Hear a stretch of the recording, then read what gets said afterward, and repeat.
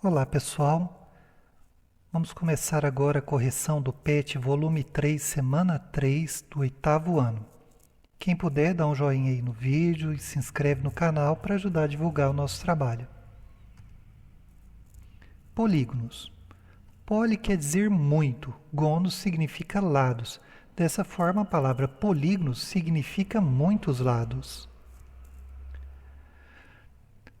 Um polígono que possui 3 lados recebe o nome de triângulo. Um polígono que tem 4 lados recebe o nome de quadrado, se os 4 lados forem iguais. Senão, pode ser retângulo, losango. Um polígono de 5 lados recebe o nome de pentágono. 6 hexágono, 7 heptágono, 8 octógono, 9 eniágono, 10 decágono e assim por diante. Triângulo.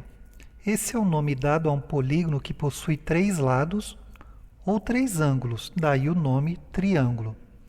Um triângulo também pode ser chamado de trilátero, porque tem 3 lados. Tipos de triângulos. Segundo o comprimento de seus lados, um triângulo pode chamar-se equilátero, quando ele possui 3 lados iguais, equi, igual, látero, lados.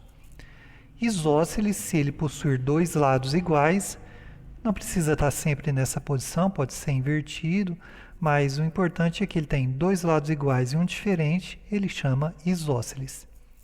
Se ele não tiver nenhum lado igual, ou seja, 0 lados iguais, ele vai se chamar escaleno. De acordo com seus ângulos, um triângulo vai chamar-se retângulo se ele tiver um ângulo reto. Retângulo vem de reto e ângulo, então um ângulo reto. Acutângulo, se ele tiver os 3 lados agudos. Acutângulo vem de agudo, então um ângulo agudo. Então 3 ângulos agudos, acutângulo. E ele vai chamar obtusângulo se ele tiver um ângulo obtuso. Só é possível ter um ângulo obtuso, não dá para ter 2 ou 3. Então, se ele tiver um ângulo obtuso, obtusângulo. Uma informação importante para essa disciplina é que a soma dos ângulos internos de um triângulo é sempre 180 graus. Os externos não têm outras propriedades, sempre os internos. Número 9. Determine a medida do ângulo x indicado em cada triângulo e classifique esses triângulos em relação à medida dos ângulos internos e as medidas de seus lados. Vejamos esse. Um ângulo x, 3 lados iguais, todos com 3 centímetros. Se os lados são iguais, os ângulos também vão ser. Então, quer dizer, x mais x igual 180 graus, cada um dos ângulos. Então, a soma dos 3 ângulos medindo x vai dar 3x igual a 180 graus. Passando o 3 dividindo, 180 dividido por 3, x é igual a 60 graus.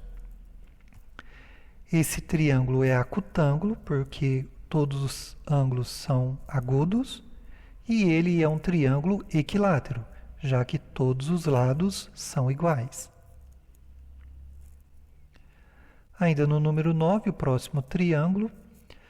Esse ângulo 150 graus, o ângulo que falta para complementar ali completa meia volta, então falta 30 graus, já que meia volta completa 180 graus. Somando os ângulos que eu já tenho x mais 120 mais 30 graus, que tem que dar 180 graus. Então, passando o 120 e o 30 para o outro lado, subtraindo, 180 menos 120, 60. 60 menos 30, 30. Então, quer dizer que o ângulo x mede 30 graus. Temos uma outra maneira de resolver isso. Supõe que eu não percebi essa propriedade da meia volta, então não sei que ali vale 30 graus. Mas como de um lado é 4 centímetros e do outro é 4 centímetros também, então os dois ângulos vão ter a mesma medida, x. Aí eu somando x mais 120, que eu já sei, dá 180. 2x mais 120, 180. Passando 120 subtraindo, 2x igual a 60. Passando 2 dividindo, x é igual a 60 dividido por 2. De novo, eu tenho que x é igual a 30. Então, eu poderia resolver de qualquer uma dessas duas maneiras. Eu tenho que o triângulo é acutângulo, já que os três lados são agudos, e o triângulo é isósceles, onde ele tem dois lados iguais e um diferente. Próximo triângulo. Eu tenho dois lados medindo 3 e um lado medindo 2. Então, já é um triângulo isósceles. Esse ângulo aqui, que falta para completar meia volta, 110, então esse ângulo é 70. Como esses dois lados são iguais, os dois ângulos também vão ser iguais, então também é 70. Somando, eu tenho x mais 70 tem que dar 130. 70 mais 70, 140. Passo 140 subtraindo, eu tenho que x é igual a 40 graus. Então, eu tenho aqui um triângulo acutângulo, já que todos os ângulos são agudos, e um triângulo isósceles. Próximo triângulo. Esse símbolo aqui significa que é um ângulo reto, ou seja, que mede 90 graus. Então, vou somar x mais 90 graus mais 37 tem que dar 180 graus. 90 mais 37, 127. Passando esse 127 subtraindo, eu tenho 180 menos 127, o que me dá x igual a 53. Isso é um triângulo escaleno quanto aos lados e um triângulo retângulo quanto ao ângulo. Circuncentro de um triângulo. As três mediatrizes dos lados de um triângulo se cruzam num único ponto C. Esse ponto é chamado de circuncentro.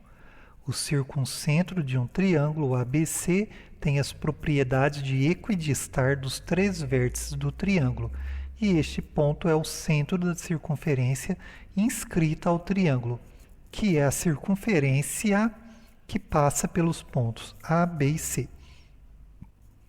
Vejamos melhor o que quer dizer isso.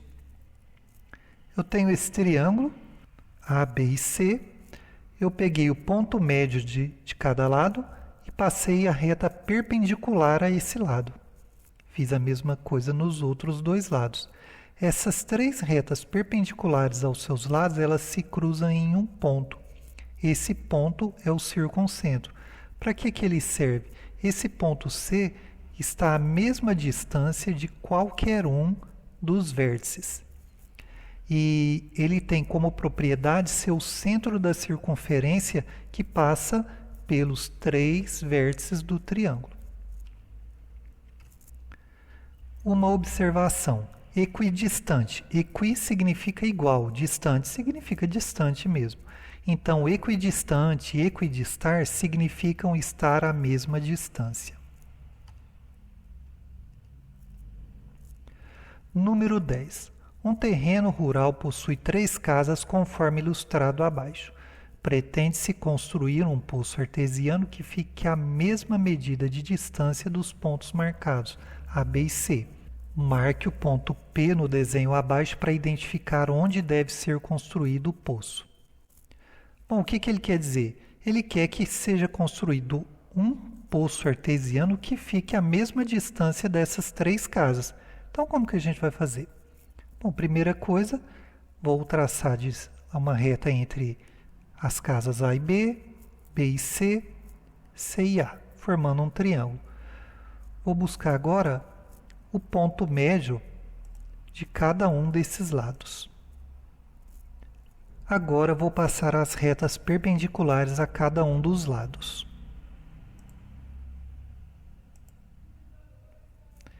Encontrei o ponto onde as 3 retas se encontram.